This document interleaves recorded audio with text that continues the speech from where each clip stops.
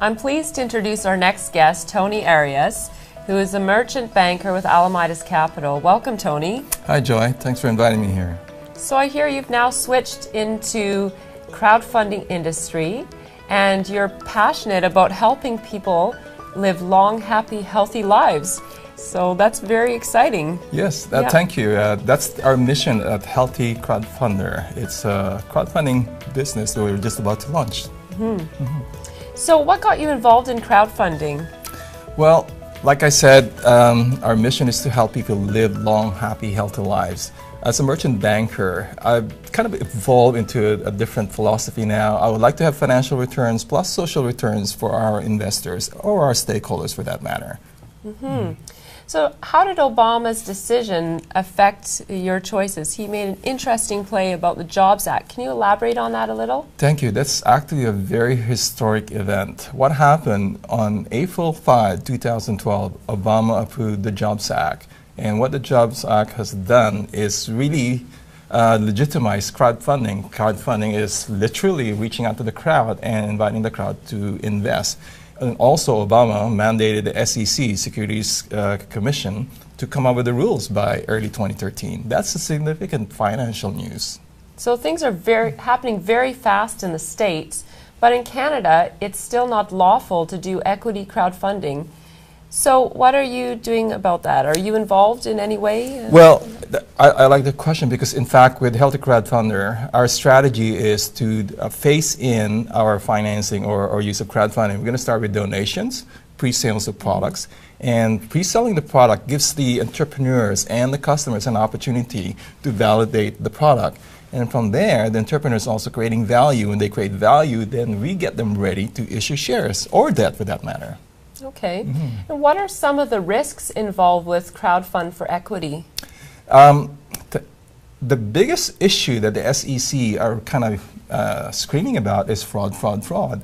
But what we do is we check on the people first, the CEOs and the management. Once you've eliminated that kind of risk, the next focus is on focusing on their core competency. We would like to make sure the management are able to execute the business plan. That, to me, is the bigger risks. And so you have some checks in place. For example, you're working with Sarah Hanks. Can you tell us what she does? Yes, Sarah will be glad to hear this. Sarah Hanks, for everybody's benefit, is the CEO of CrowdCheck. And what they will do is do a background check on the CEO and the management as far as their securities compliance records and also as far as the record as to commercial fraud, for that matter. I've also heard something about a CAPS accreditation standard, so portal operators will be under certain regulations. Is that correct? CAPS is the organization that the SEC and other professional people, there is another group called Crowdfunding Professional Association. It's a self-regulating body that will allow us to be able to standardize crowdfunding. So they have what they call the CAPS, and what they do is really making sure that every crowdfunding operator set up a portal that's going to be complying with the standards. So America is taking great strides towards this equity crowdfunding, which has obvious benefits for the entrepreneurs. It democratizes access to capital, which is very innovative and exciting in financial industry. But Canada lags behind. And you're a member of ICC, Invest Crowdfund Canada, under the leadership of CATA. Can you tell us what ICC is doing for Canada? Yes, ICC is Invest Crowdfund Canada, and it's an arm of CATA. CATA is Canadian Advanced Technology Alliances. And what we're trying to do is lobby each provinces. And the biggest difference in Canada is we have 10 or 12 different securities regulators. So we'd like to simplify that. Imagine this, Canada, 30 million people. US, 300 million people. We don't want to lose our professionals, our brains, the people who are involved in new technology to the Americans, right? So we would like to make life simple for the entrepreneurs. And the securities law just makes it complicated. It makes it so expensive.